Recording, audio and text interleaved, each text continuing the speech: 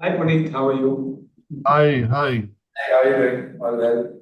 Is thoda getting back from the conference center was difficult. Yeah, no issues. No issues. Just to give you a quick background before we get started, uh, uh, the entire this India at 100 series that we are having, these conversations are all around a discussion on what India can be in 2047. And many of the things that we'll discuss, Puneet, today and through this conversation will be used extensively over the next 25 years by CI. So we'll keep this conversation forward looking and see how we can talk about our true potential as a country. So wonderful.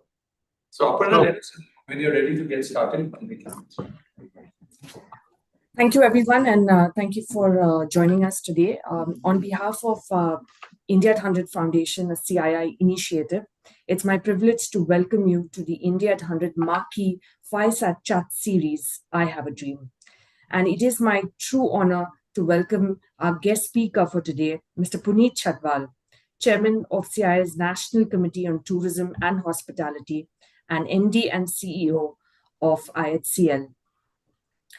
Mr. Chhatwal needs no introduction. He is an inspiring, visionary, and pioneering leader in the tourism and hospitality sector, known for his transformative approach, innovative strategies, and commitment to elevating India's global hospitality standards.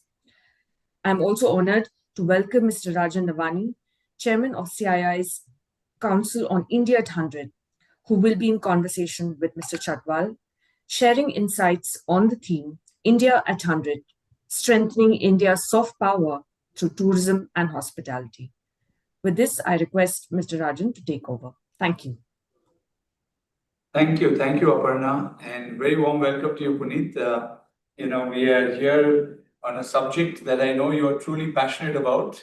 Knowing you for so many years, I think harder than India resonates in you and within you. And I think what we hope to do today in this over the next 40 minutes is really have a conversation around the future of India and how you see it, emerging as we approach. India at 100. I mean, less least to say that, the area of tourism and hospitality that you've actually given your whole life to, is such a critical part of the soft power that India will exercise, over the years to come. And I think, while we will discuss this, I think it's also about really dreaming about an India which is holistic, an India which is, inclusive, an India which is developed, an India that is actually going to play a very meaningful role on the global stage. Many aspects of India that will emerge, out of this conversation. But to begin with, I think it's very unique, right? When we talk of India, we have 10 million tourists, but the potential is always to do so much more. And I think that's both an opportunity, but also there are challenges.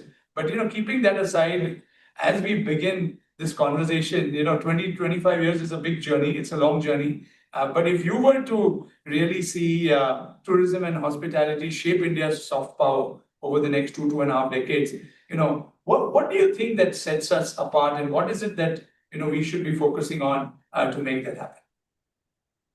so Rajan and everybody else, a good afternoon to India and a good morning from Rome in Italy.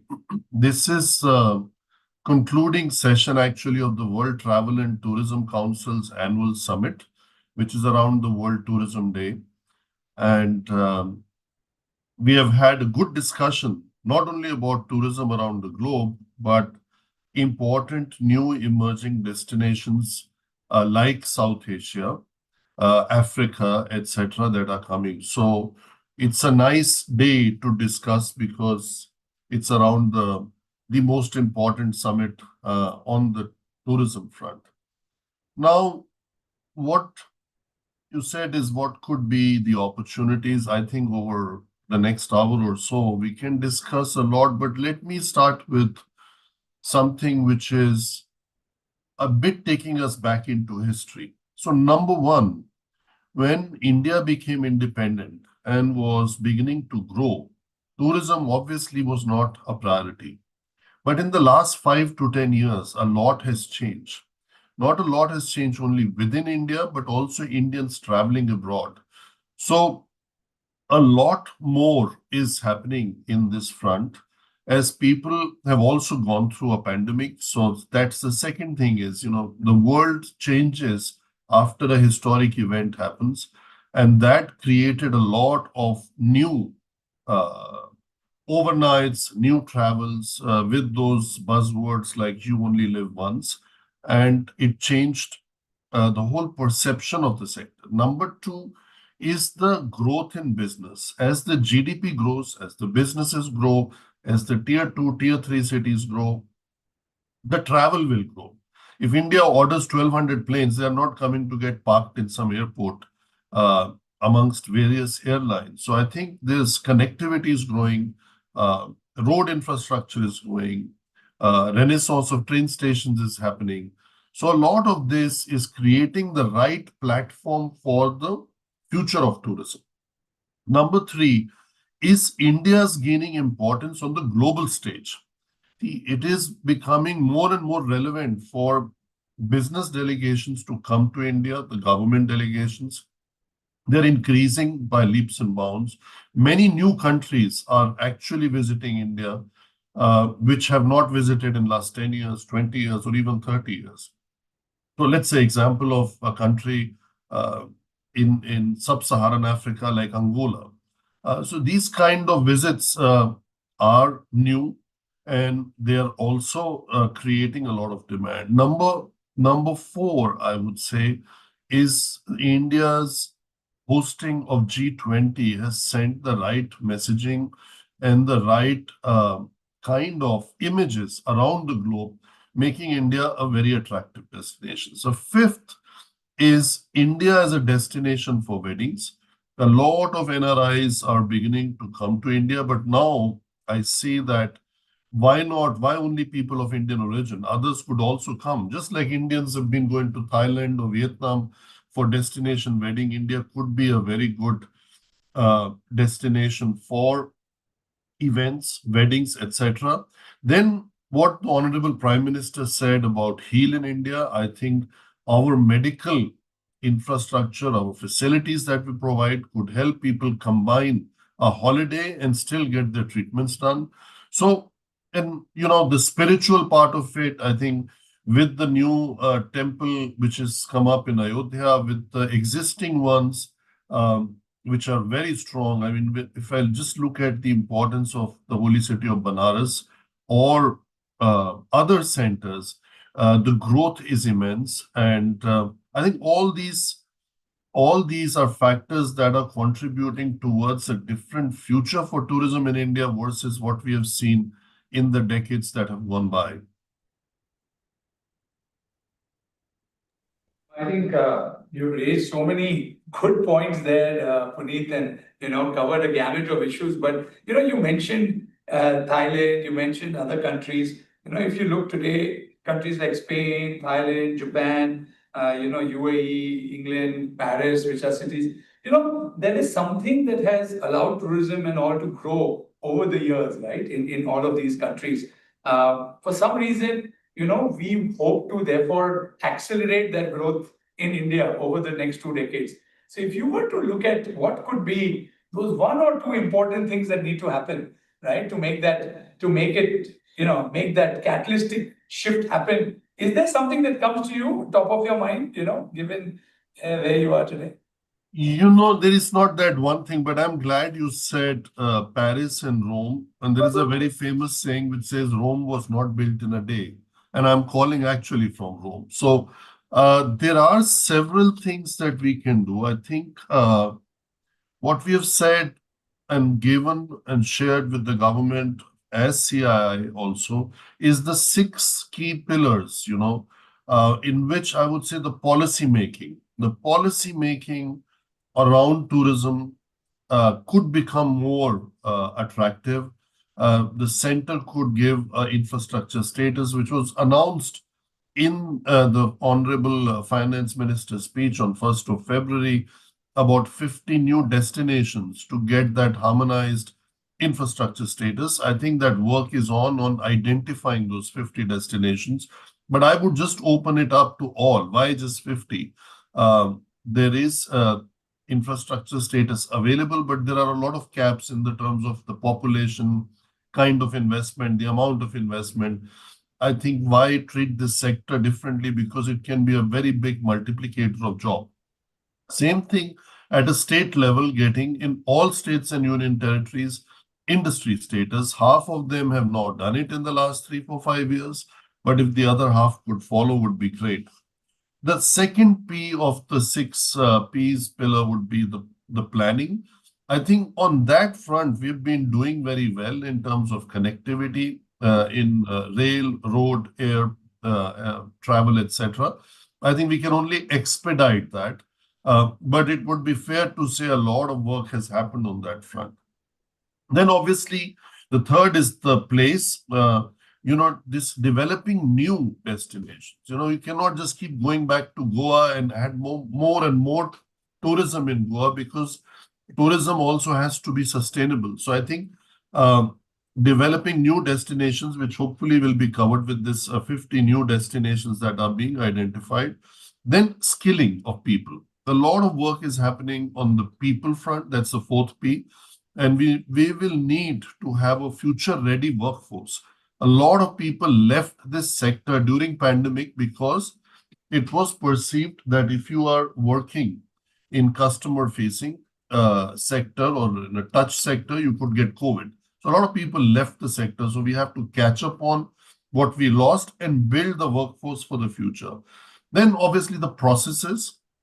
Things have improved on e-visa or visa on arrival, but we could, take Dubai as an example and have that kind of a seamless immigration as the next step. And obviously promotion. I think where we are lacking at the moment is promoting India as a destination outside of India. That campaign of Incredible India, which was done 20 years ago, did wonders for India. I think the time is right to come up with the Incredible India 2.0 or 3.0 in a very strong way across the world. And that will not only help in getting a higher number of foreign tourist arrivals in India, but also in building India's soft power across the world. So I think we have a lot to offer, but what's the point in having it closed and not marketing it? So we need to market what we have. No, I think all the P's are all aligned to make India powerful, as you rightly said. But your point on people, right? It's so relevant, because tourism as a industry, it just creates so many jobs. I think today we are at about 45 million odd jobs. I would understand, the tourism sector is creating beyond, the hospitality and all the other affiliated industries that come. I think it also gives an opportunity for many, new areas to come in, right? Whether it's handicrafts, and we are seeing, immersive stays, community-led events, festivals, so many different types of skills. In our largest vision for what India can be in 2047, we want to double that number, right? We want 100 million people to be gainfully employed, by the tourism sector. If we were to look at such a drastic shift, right, in more people getting engaged, because this is one of the few areas, Puneet, where there's still a touch and feel, right? You're seeing, a lot of tasks, etc., getting with AI, people, it's a source of livelihood, right? It's not, tourism does do that in many ways, touch upon people. It attracts younger people also. Any thinking on what is happening and what can be specifically done to kind of increase that ability, and what kind of skills should we be building in India, which are probably lacking? I think, as I said, skilling is more about training people, but what is a very big strength of India is a genuine hospitality. Generally speaking, Indians or Asians in general and Indians in particular are very hospitable people. And there is different ways of showing it, maybe north or south or east or west, but you're far more friendly, far more hospitable, far more service-driven than the Western world today can offer. So that is a huge, huge, huge strength that we have. Number two is the demographic dividend. We're going to hit our sweet spot only in 2030. So we have a runway ahead of us for over another 20 years where we have the people and we have their attitude. So that part is there. But as I said before, what needs to be done is through policy making, through planning, and through scaling, as well as, most importantly, marketing what we have. We have some of those phenomenal destinations. We have a large cultural history. We are one of the oldest civilizations of the world. So look at how others promote their World Heritage sites and how we are doing that. How many people come to our Sun Temple versus the Sun Temple in South America? How many people come to our Buddhist sector? So I think it's not about just growing a hotel or a road in Lumbini or in Bodh Gaya or in that area to cover that full sector, but it's all about building the other infrastructure needed so that people will go live there and work. The second is very important to understand the unorganized sector that we have in India. It's your rickshawala, from Kashi Vishwanath temple to the Ghat. It's your a person who's doing your rafting boats on the river Ganges around Rishikesh. It's your the person who is rowing the shikara in the Dal Lake. So many of these indirect employment impact that is there, which is linked to your comment on lives and livelihoods. That's creating a lot of livelihoods. So if you get a Swiss or a German tourist to come in and give a couple of euros to the rickshawala, for that, multiplied in Indian rupees, if you get 3 or 4 of them per day, you are done for the day. You don't need to be working like 10 hours or 20 hours if you just got 3 or 4 of those in the time. So I think there is a huge opportunity in first understanding that what can be the impact, what can be the size of contribution. Is it 100 million people employed, or is it 100 million people coming as foreign tourist arrival, which is only at 10 million today? The city of Paris gets 25. So there is a huge, huge opportunity how we can leverage the wonderful infrastructures created by the government, like the Bharat Mandapam, like the Yashobhumi. How can we have one event at least every quarter in some of these wonderful state-of-the-art, globally competitive convention centers that have been built? So we have now, first we did not have all this structure. Today we have the structure. Now is the question is how do we go ahead and market it?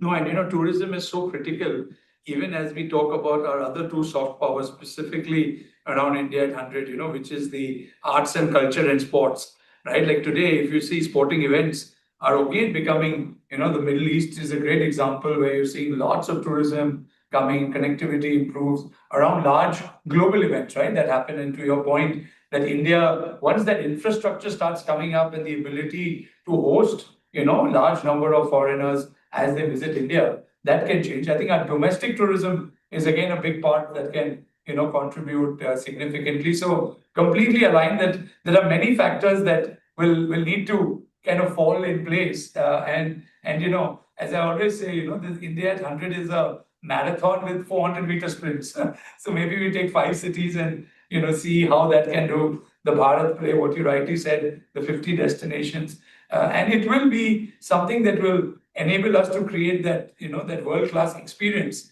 At the end of the day, I think tourism is about that, that experience you get from waking up in a particular country to the food, to what you experience and, how you live. And I think as we build holistically on that, a lot can happen. And therein lies the opportunities, right? Entrepreneurship. And obviously food tourism, as you mentioned, is such a such a big opportunity. We have wonderful cuisines in India, and one region is better than the other, and we have some great chefs who have gone and made a name for themselves across the globe.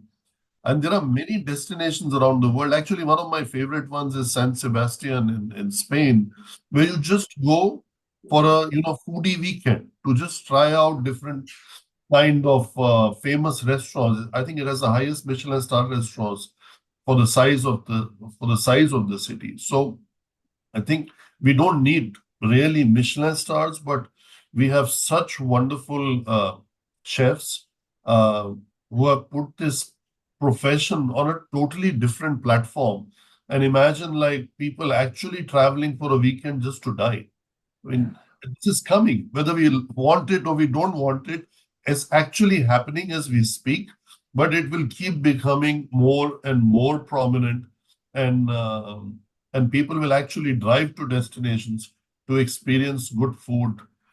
Just the feel good factor. These are also all the, as I would like to call it, the side effects of becoming from a poor to a fast-growing country with high GDP growth and ever-increasing disposable income.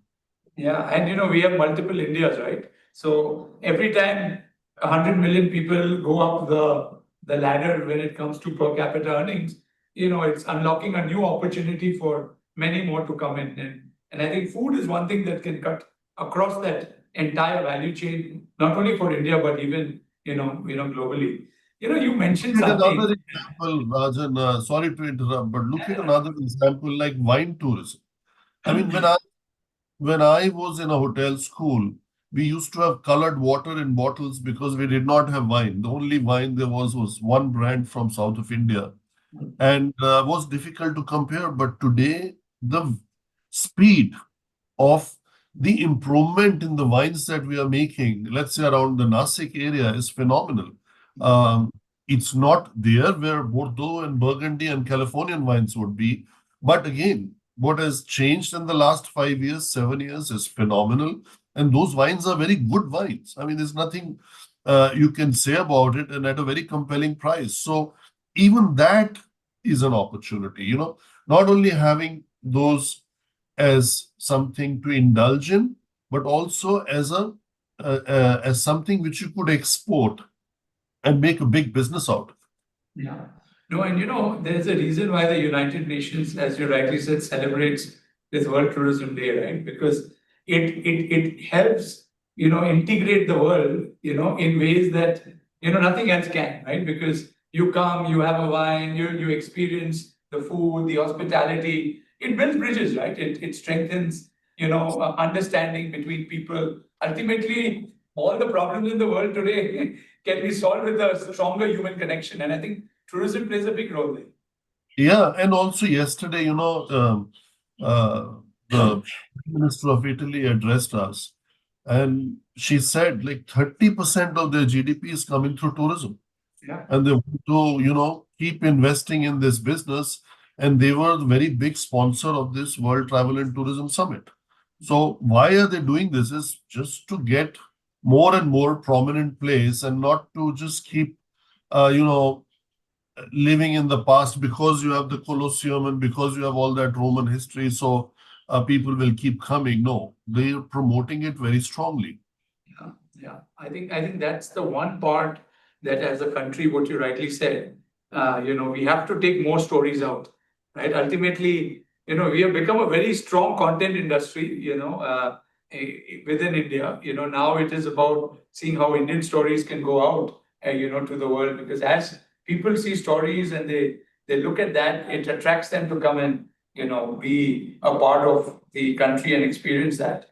But moving a little bit further into what is, I understand the theme of how tourism is being viewed, especially around sustainability and the responsibility of the tourism industry, right? The climate consciousness, the sustainability, community friendly kind of travel modes and models, etc. Is that a big discussion that is happening globally today? And how do you see India, adopting and actually in some forms even being able to lead some of that conscious tourism as we move forward? You mean around sustainable tourism and Sustainability, yeah, primarily. Yeah. it's a big discussion in anything that anyone does. Of course, especially plastic has been one discussion around beaches and cleaning of beaches.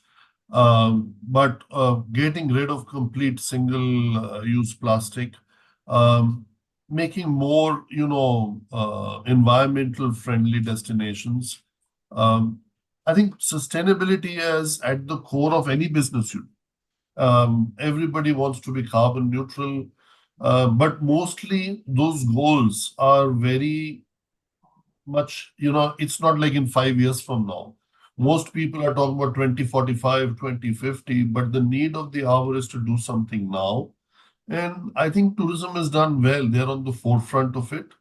Um, and look at Taj. I mean, we built uh, Havelock in Andamans is absolutely a phenomenal, sustainable example of a resort. So our ESG Plus program has got now, just to give that as an example, has become like a case study at the IMD in Lausanne, which was just released a week ago.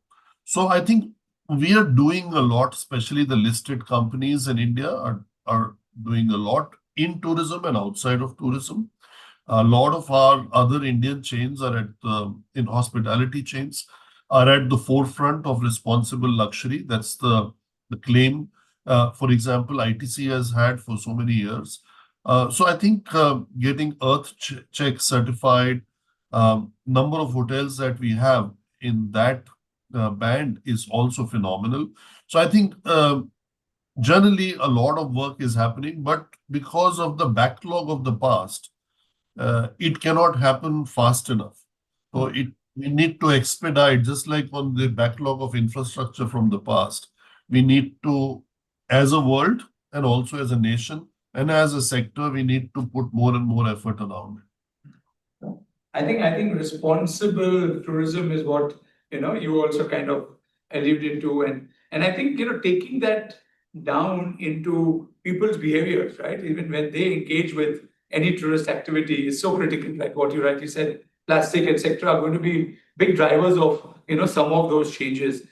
Is there a model by way of which government, industry, civil society, can engage in a far more productive manner, to address some of these concerns? Have you seen some examples that you think can work better in India, particularly, as we will be probably one of the faster growing tourism economies in the world, so that we make sure we grow responsibly. Have you seen any examples that you think should be highlighted, promoted, more than others?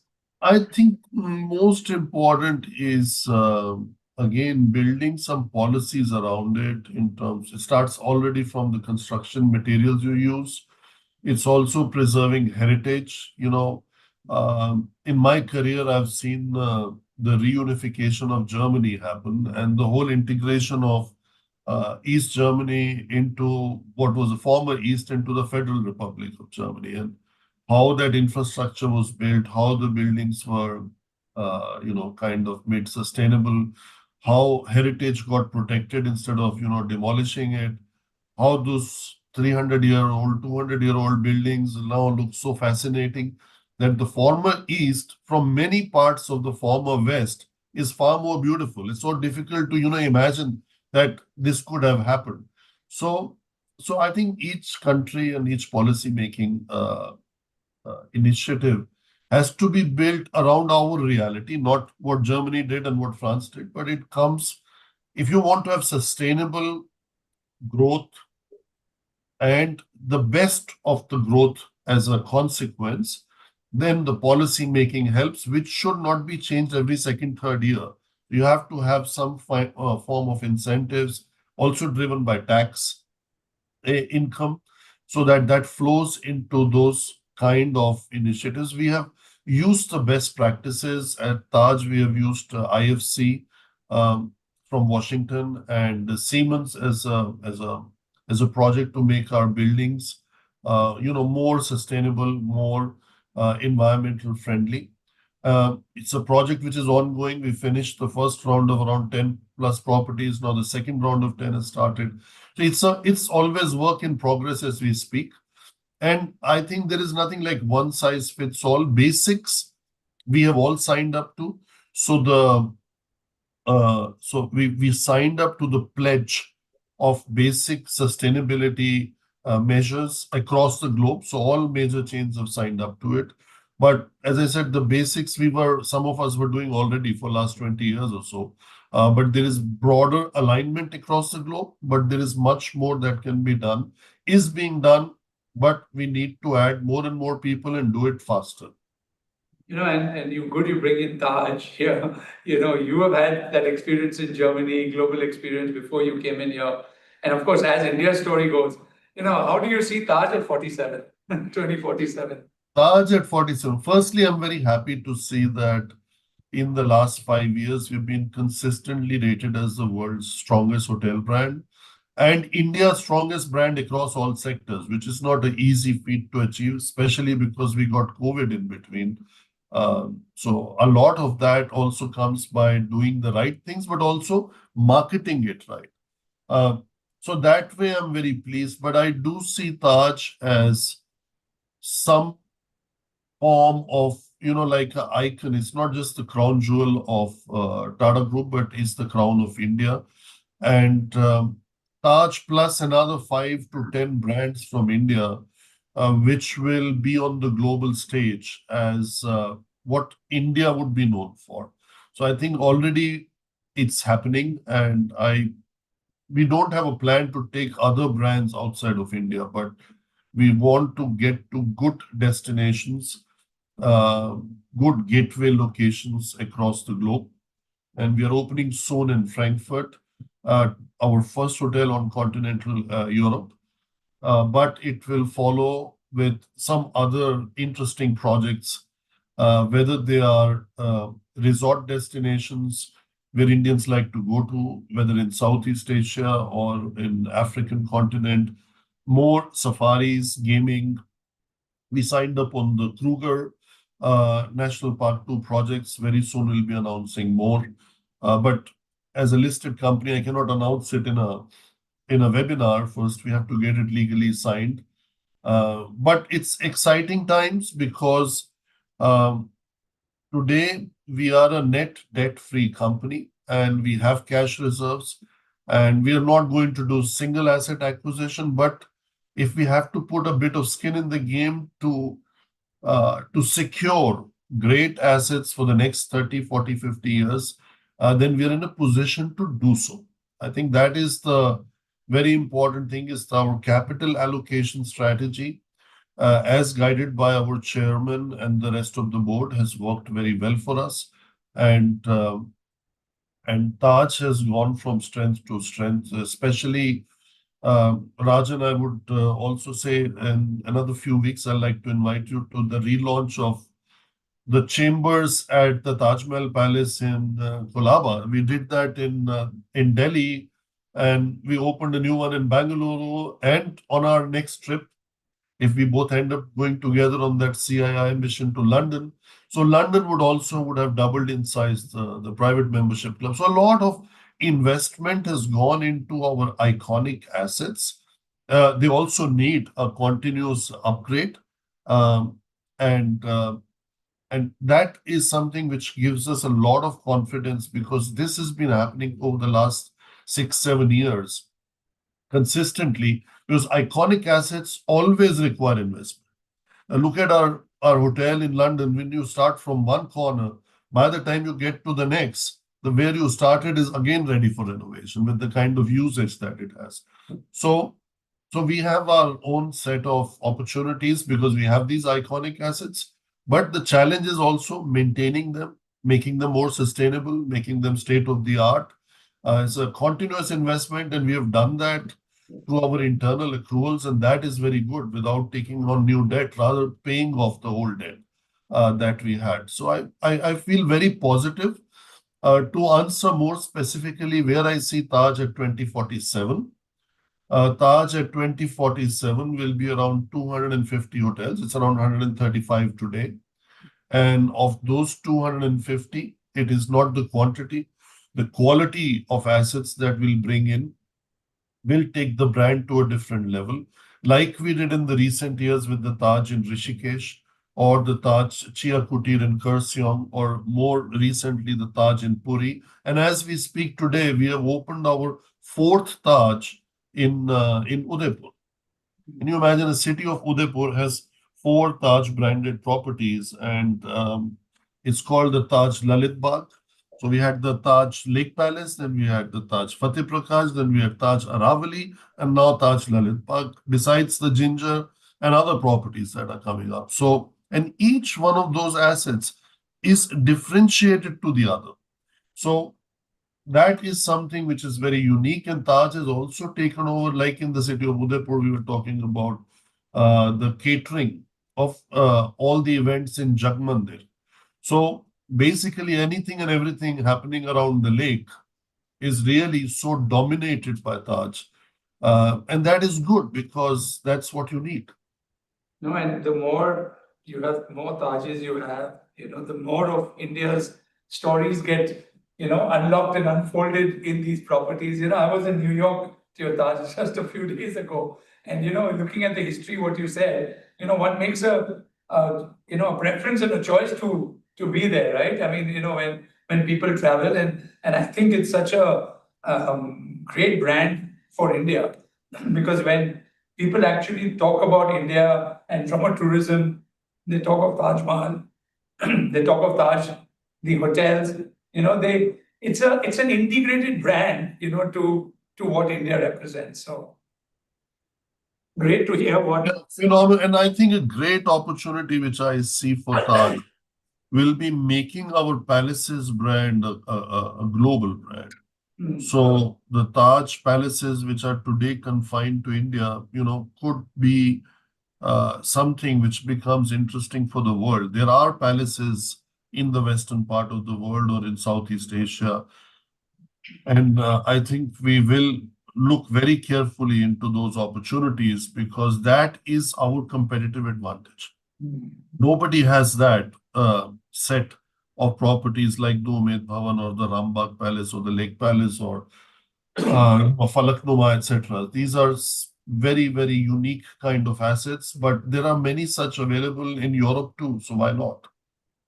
Yeah, yeah. And I think, a related question to the grandeur of all the palaces and, all the, like Rajasthan has such high spending tourism, right? That comes out of it and really helps set brand India. But as we look at tier two, tier three, I think you're making a penetration and you talk to many of those, places as well. The opportunity to create young, for the youth and young people from those areas to become the custodians of those territories, tell the stories. What you said, the marketing of India can happen. We often engage with young people, and they when they think of tourism and hospitality, like what you rightly said, we are by and large culturally very hospitable people, but we're also very creative, right? I mean, the Create in India is going to be a big mission, of the Prime Minister, and you're going to see a lot of content and many other ways of creative expression that are going to come, which to me align very well with the tourism industry. So, what is your message to the youth of this country, right? When it comes to tourism and to your sector particularly, and particularly also from India, like what's your message to them? So, two messages. One, for those youth who would like to join this sector, is please join. It's a very fascinating sector, and you will never be out of job, and you will get a job in any part of the world. So I think that is one thing. If you have the ability to work hard, make that kind of a sacrifice because you have to work 24/7, and you have to work on all festivals, holidays when everybody else is enjoying, you are working. But the great thing is, if you get satisfaction in making people happy, then please do come and join this sector. And the sector is going to grow, so you'll just grow with the sector. So it's not something which is very highly skilled. As time goes by, you can keep adding some of the skill set related to business and finance and marketing, etc., etc. But most important is your commitment, engagement, and the ability to serve. So I think that is like you serve the nation. in one form or the other. So I always say, when you serve the Taj, you serve the nation.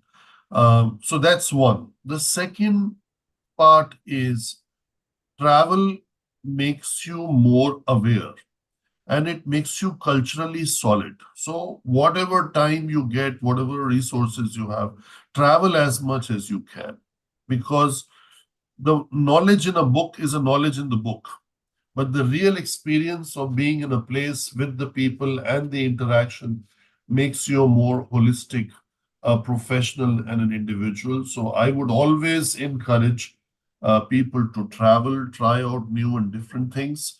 And especially in a country like India, it increases your level of tolerance, you know. So tolerance, appreciation for each other, and also the understanding and learning from different parts of India. As we said, there is so much to do, so much to learn.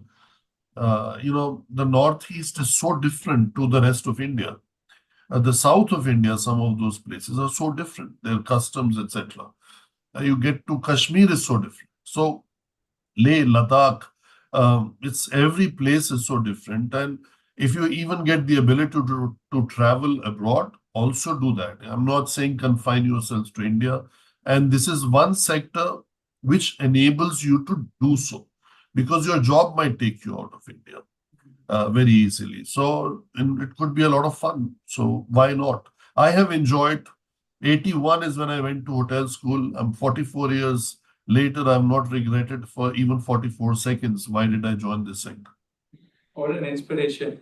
And I think one thing that goes without you having to tell the young people is, while they undertake their travels, their ability to share that with the world, right? Because today social media and, all of that is such a powerful, form of expression. It's both learning, experiencing, sharing. It just makes for a better world. And I think I've always maintained, I don't know if that's right, that if you are in the hospitality or the certain industries, you somewhere have to become a good human being, right? Because when you have to serve, you might have a customer who's coming from a state of mind, but you still have to, I think it's a huge human, trait to have, right? To be able to serve others.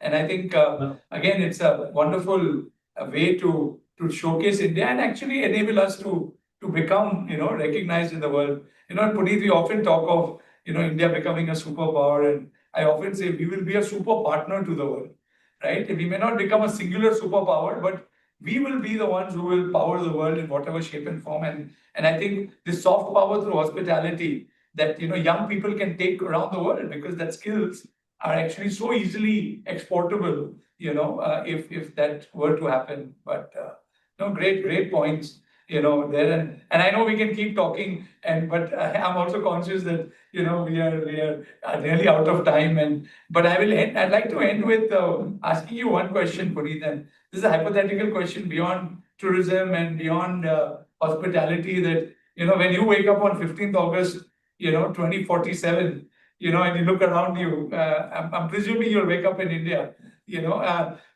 What's that India you see, right? What's it? What do you see? What would you like to see? What I would like to see. Firstly, it's a very aspirational and ambitious goal, because should that happen, I would have crossed 80 years. So that's a good life to As a have had. given, longevity now is a big theme. So that will Okay. happen. Uh, I just think that India would have made huge strides in this tourism sector. We could be contributing 3 trillion to the GDP. We could have had maybe 100 million people employed, 100 million tourist arrivals. I think some of the new destinations that will emerge will kind of scribble something new that is happening. Like, as I said before, Andamans is one, but Lakshadweep, these are islands which not much has happened there. So now it's beginning to happen. So I think a lot of new destinations will emerge. And I think maybe it is, to sum it up, one of my team members said this, which I found very, very nice for the seminar, that when the world would think of tourism in 2047, they will think India first. I think that is what our aspiration should be. Today, it is 1 out of every 2 international arrival, 52% of the world international tourist arrivals are in Europe. And I hope we get to uh, a minimum double digit, high double digit, 12 to 14 or 15% share of all tourist arrivals in the world, be it for medical tourism, be it for destination, a wedding, be it for just exploring spirituality, be it for business, whatever may be the need, whether it's business tourism, wine tourism. I think in all fronts, we could be going very strong. It looks maybe a bit far-fetched, but in order to understand this, let's turn 25 years earlier where we were. So I think where we are today, all this is doable and should happen in the next 2 decades. No, what wonderful way to bring this to an end. India first thought for the world when it comes to tourism, hospitality, experiencing everything from food, culture to spirituality to sports to experiences. I think that's what India will be, all about. Thank you so much, Puneet, for Thank you. I also on that note, Rajan, one last thing is, yeah, of course. who would have thought when we talk about global conglomerates, it will be Indians running those. So it's doable. It's not so far-fetched or a mission impossible. It's a mission possible. No, and you're playing that big role in taking that Indianness global, and I think that global Indian will also bring back along with them the rest of the world, and really make India achieve its true potential. Wonderful. Thank you. Thank you so much. Thank you. Thank And you, we Rajan. appreciate Thank your you, time sir. for this conversation.